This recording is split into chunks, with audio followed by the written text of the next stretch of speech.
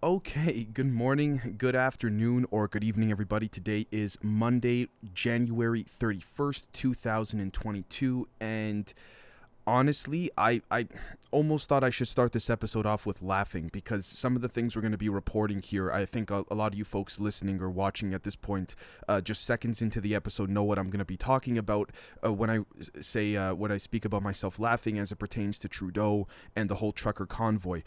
Let's jump into it because I mean at this point it's just the COVID narrative seems to be collapsing. There seems to be a panic from the global elite. It could be that this is all pre-planned as to be some sort of pullback, so to speak, but a strategical pullback. But anyways, let's jump into it. So first and foremost, Switzerland plans to begin easing COVID restrictions Wednesday amid Omicron. The time has come, federal counselor Alain Berset announced at a presser. Again, presuming this is, I want to be consistent and fair.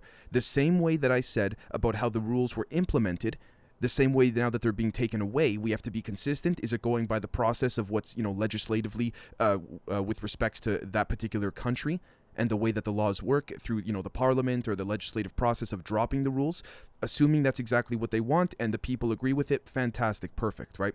The next thing is that the UK MPs launch an investigation after psychologists criticized totalitarian and grossly unethical tactics of, quote, deploying fear, shame, and scapegoating, end quote, during the pandemic.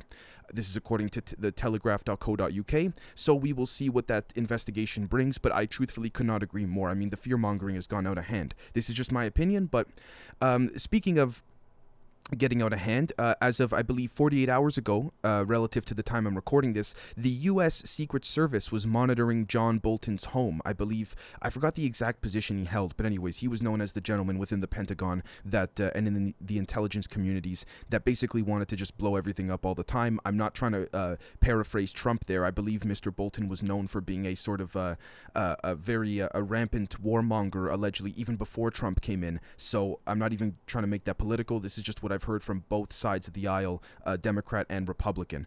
The next thing is that Martin Kulldorff, the famed Harvard epidemiologist and early opponent of lockdowns, was just banned by Microsoft's LinkedIn. I'm curious to see if he will be unbanned because of the closeness with respects to how Dr. Malone was banned from LinkedIn twice, but then received a letter from, I believe, the vice president of LinkedIn saying that basically LinkedIn reinstated Mr. Malone because they did not have the talent to fact check him, essentially. And these quote-unquote fact checkers that removed and banned Mr. Malone were, again, citing, hit pieces and not actually looking at the raw data and proposals that he was citing based on his entire life's work, so to speak. But anyways, the next thing is that British footballer, 35 years old, died suddenly in Dubai after a, quote, heart attack on the pitch, end quote, as friends pay tribute. Again, there's also been I believe a Department of Defense whistleblower as it pertains to the beep boops that has come out recently saying that there's a significant increase within that of I say this allegedly for the sake of YouTube, a significant increase in myocarditis and issues of the sort within young males in the U.S. Army. So again, I want to be careful with my words here because of YouTube, but I think you folks know where I'm leading with that. The next thing is that the Premier of Saskatchewan, by the way, the news all over the world seems to be largely focused on this trucker convoy in Canada, which I'm quite happy about, to be honest with you. It's also, sparked some, actually quite a bit of trucker convoys all over the world, to the point where it's not even about truckers anymore. It's just about the pure, bodily autonomy, freedom, and the lockdowns, bring everything back to normal. But I hope and pray it speaks to something much larger than that, and it acts on something much larger than that with respects to we got to change the system. We have to. We got to ramp it up from the ground up. And I know a lot of you are probably thinking, Dave, it's a great, kumbaya, everyone's happy by the fire. It's not going to happen. But folks, again, as above, so below. By definition, there needs to be an opposing pushback in a good way in order for this to, manifest and come to fruition. Just my opinion. Speaking of which, the Premier of Saskatchewan, for those who don't know, the Premier of a province in Canada is very similar to that of a governor of a state in the U.S., for example, or a governor of a region in Europe. I'm not sure how it goes in Europe, but anyways, the Premier of Saskatchewan A Canadian province that borders the U.S. calls for an end of the cross-border ban on unvaccinated truckers. Speaking of which, one of the head representatives of this trucker convoy went on Tucker Carlson the other night on Fox News. This clip has been going viral, so please forgive me if some of you have already heard this, but he said that as he was approaching the border, and he's fully vaccinated, by the way, he went to go show his QR code to the security, to the border patrol, and they said, no, we don't need to see it. We can already tell from the truck. From the truck that was coming in, because there was some ID tag associated with the truck. That, if that is not a scary invasion of privacy, in my humble opinion, I don't know what is. With that being said, to play devil's advocate, we can argue, again, some of you might be saying to yourselves, and I would argue you'd be right when you say, Dave, look, it's only coming out now, but the genie's been out of the bottle for at least a decade at this point. They've had this tech for years now. It's just now it's coming out in terms of the way in which it violates privacy and all that. And I would say to that, fair enough. We could have easily said this to people 10 years ago. People simply wouldn't have understood it as strongly. No disrespect to anyone, but society would not have been as outraged as now. I think what we're seeing is the culmination of a handful of different social events leading up to a buildup of people going globally. This is enough. Not just with COVID, not just with the racism, not just all those things, right? The next thing is that Turkey's Prime Minister Erdogan says that, quote, necessary measures should be taken against harmful content in the written, oral, and visual media to minimize a destructive effect on society, including children and young people. End quote. Now, this is interesting. To me, personally, this speaks to a larger picture. It's not about conservatives versus liberals anymore. I'm starting to see more and more globally the people versus their authoritarian rulers. And people, everyday people, noticing that what they thought were democratic overseeing governors or, politicians are really pushing an authoritarian angle. Strongly, very strongly. This is just my opinion. I'm not saying that is fact, but it seems like that is the case. Hence why you have someone like freaking Turkey's Erdogan. I never thought I would even hear the guy even come out with a statement like this, saying basically we need censorship. Now, I understand, to play devil's advocate, there are extremists on every angle of life, don't get me wrong. But there needs to be a way to balance that. Again, it's not about extremism. That is in my opinion, the justification being used to censor. Right? Now, speaking of which, you'll see a perfect example very shortly of what I mean by that censorship. It's past censoring social media websites. It seems to me they're trying to censor the whole goddamn internet. Okay? Because now, people started making their own websites, and these corporations are realizing that people are coming together. And to be honest, our community, particularly on the Patreon, and even on the YouTube channel, to be fair, would be one of them.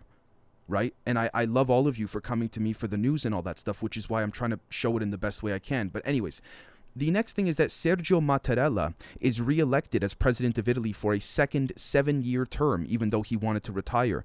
Mattarella won in the 8th round of voting when he clinched the minimum of 505 votes needed from the eligible 1,009 grand electors.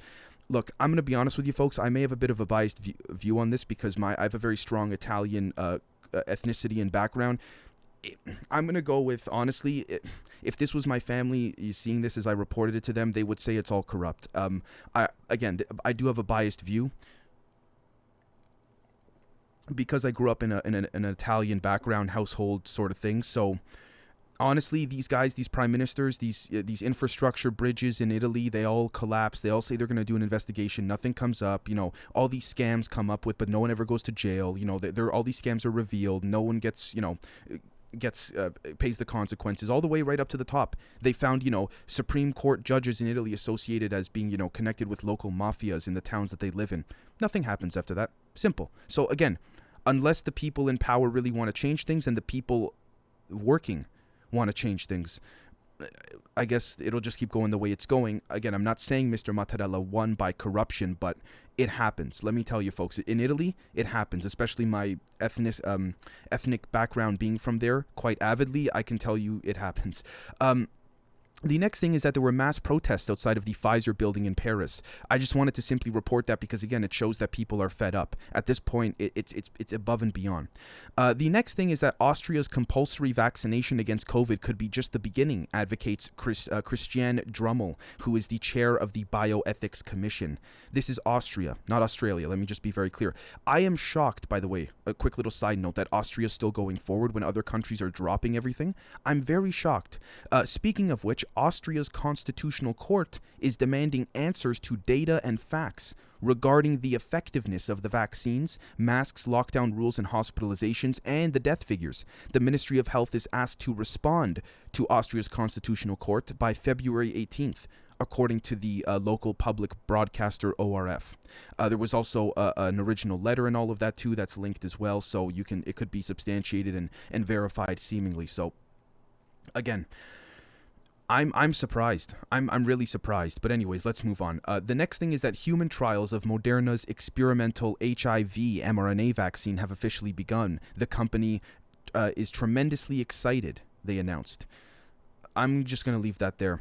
I really am. I'm not trying to make you folks think in one direction or the other. Please think for yourself on that, and I really do mean that. The next thing is that Britain is poised to offer NATO a, quote, major deployment of troops and other military assets, Prime Minister Boris Johnson says. And then as an update following that, Prime Minister Boris Johnson ordered armed forces to prepare to deploy across Europe amid the Ukraine situation. Look, I'm not defending Putin at all here, but I can't help but think that this is NATO trying to instigate. I mean, this is just my opinion. I'm sure I am missing a lot of context, so please don't take what I said there seriously. This is just my view.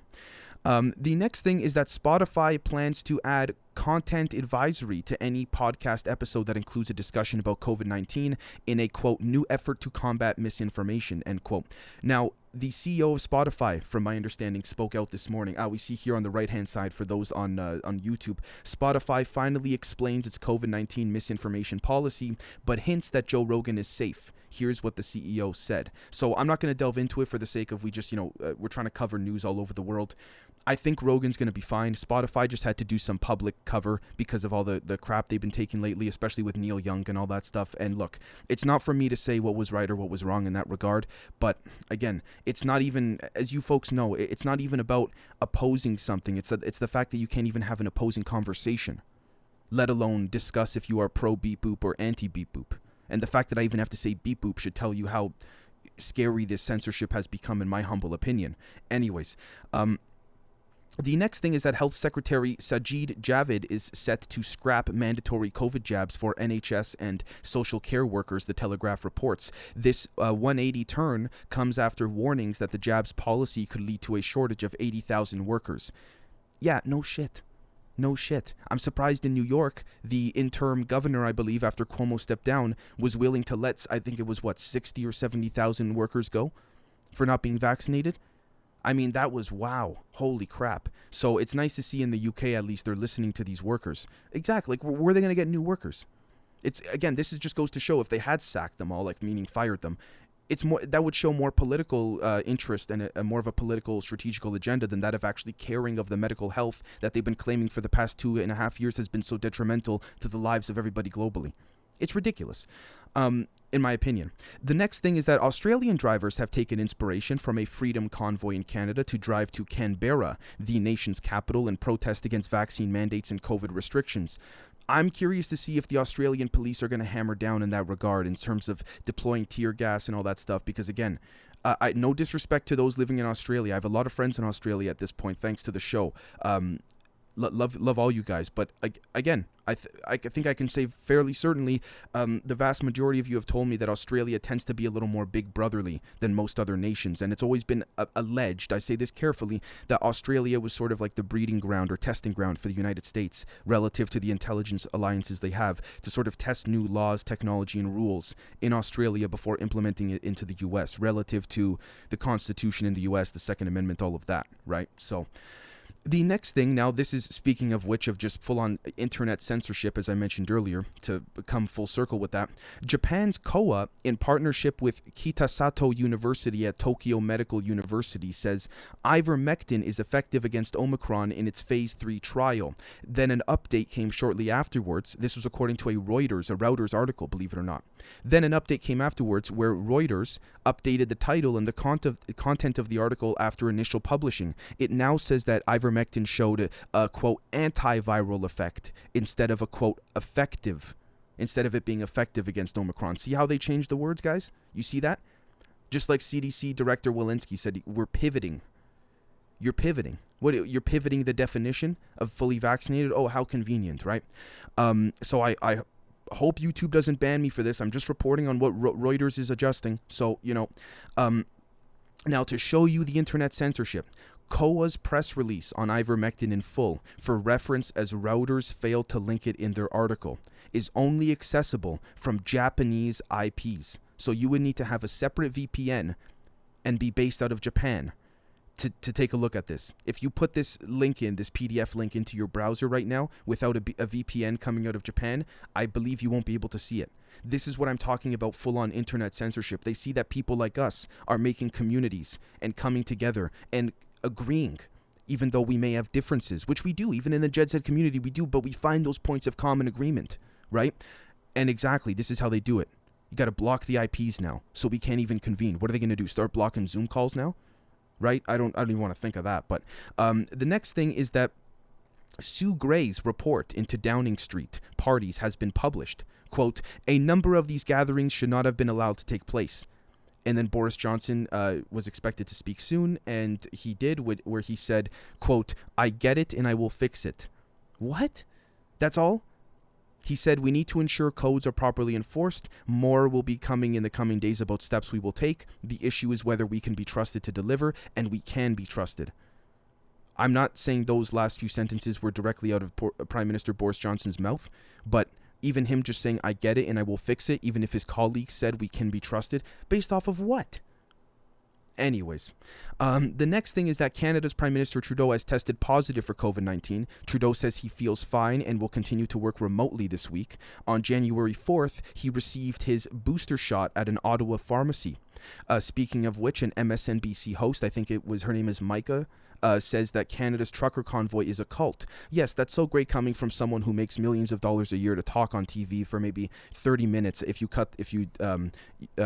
break down the commercial breaks and all that, 30 minutes, 4 or 5 days a week, makes millions of dollars a year. She's also in the daughter of, I think, a multi-millionaire, if not billionaire magnate of some sort. So yeah, of course, that's just, all these news anchors, CNN, MSNBC, to be fair, even Fox News, to be fair, these people, in my humble opinion, should not even be telling the average person what to think, let alone if they're right or wrong anyways. But I don't know how the trucker convoy is a cult. There's over 50,000 trucks, and anyways. But speaking of which, the Ottawa City Councillor, for those who don't know, Ottawa is where all the truckers are. Ottawa is the capital of Canada.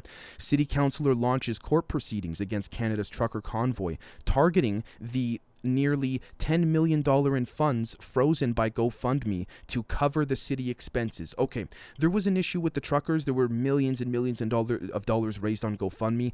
I don't know what's going on with that. It was frozen. GoFundMe said that it wasn't them that froze it. I don't want to spread misinformation, so please, if anyone watching or listening on YouTube would like to clarify what happened there, I would be super appreciative, because I've been trying to figure out what happened there and I have no idea what's going on.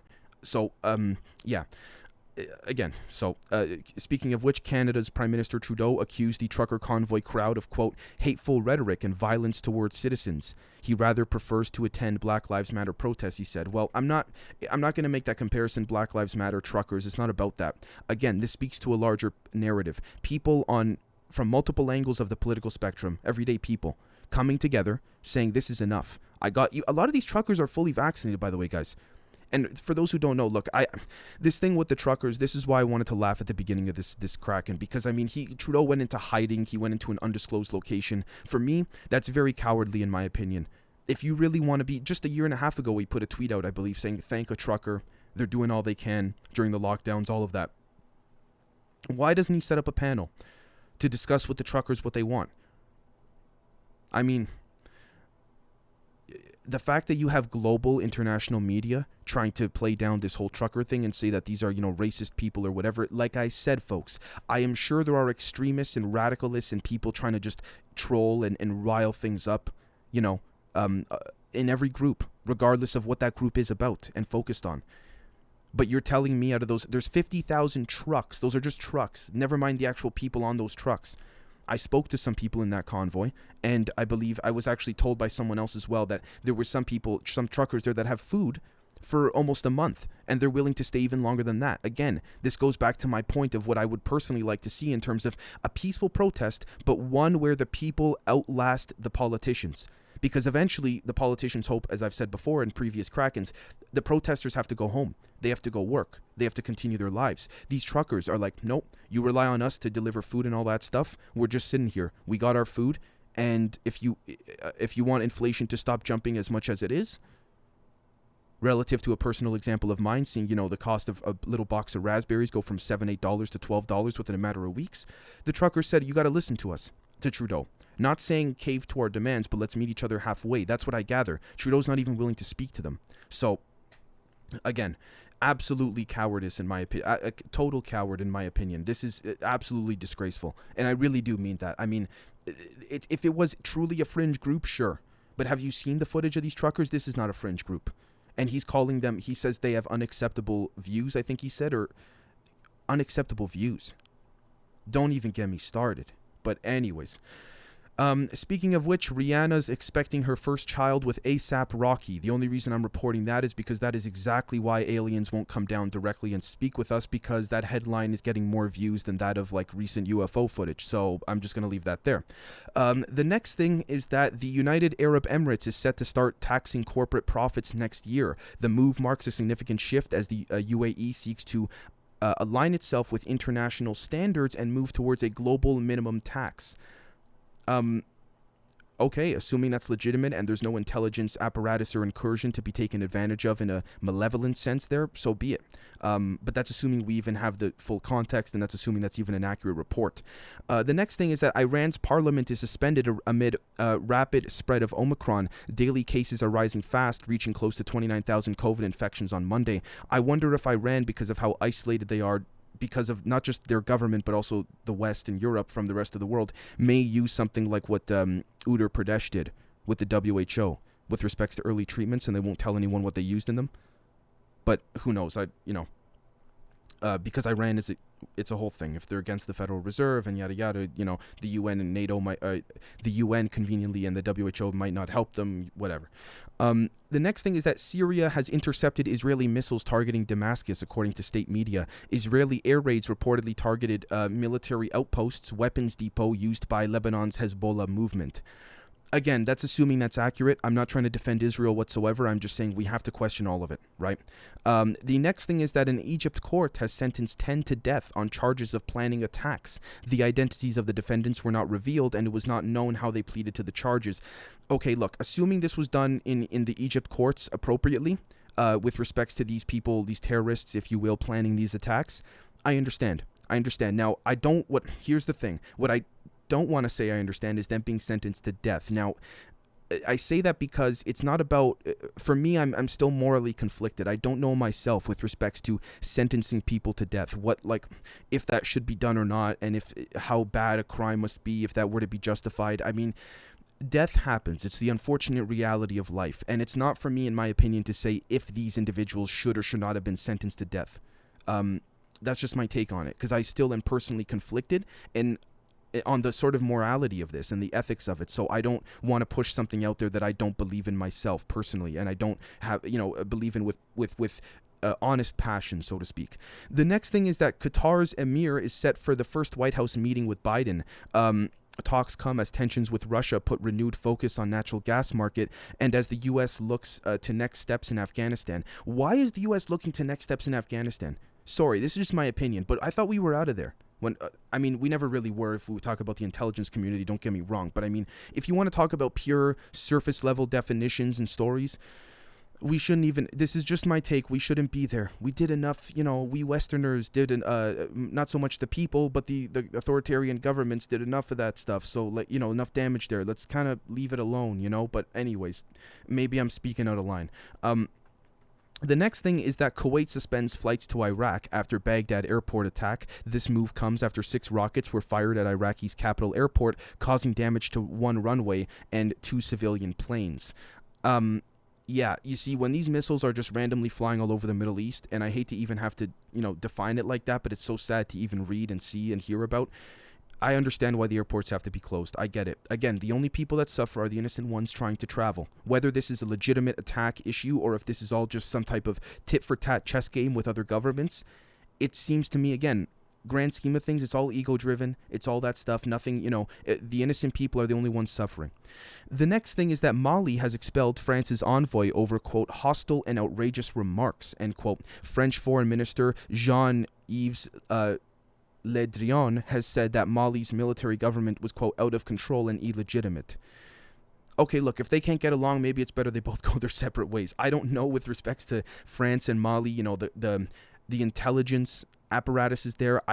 This is too vague for me to comment on, honestly, guys. I don't know. I need to know more details about this one. But and even then, we have to consider all the angles of there being data obfuscation, lying, all of that. So, yeah, I'm going to have to leave that there for now. The next thing is that the DR Congo court has sentenced 51 to death over killing of United Nations experts. Zaida Catalan, a Swede, and Michael Sharp, an American, were killed as they investigated violence in the Kasai region nearly 5 years ago. Again, to be jailed, yes. Sentenced to death, if that is the laws of their particular nation, so be it. I don't want to say if that should be right or wrong. I don't know. As I've said earlier, like 2 minutes ago, I'm still conflicted. The next thing is that Bangladesh cops get death sentence for army major murder. Again, the death sentence. 2 police officers sentenced to death for murder of an ex-military major, as 6 other people were sentenced to life in prison. Again, this is according to assuming this was done legislatively and part of the appropriate process that the region of Bangladesh deemed to be. Procedural, fair court method. I don't want to say so be it, but at the same time, look, I've never been to Bangladesh. I don't have any family there. Who am I to say? But again, going back to that death sentence concept, it's that morality, so to speak.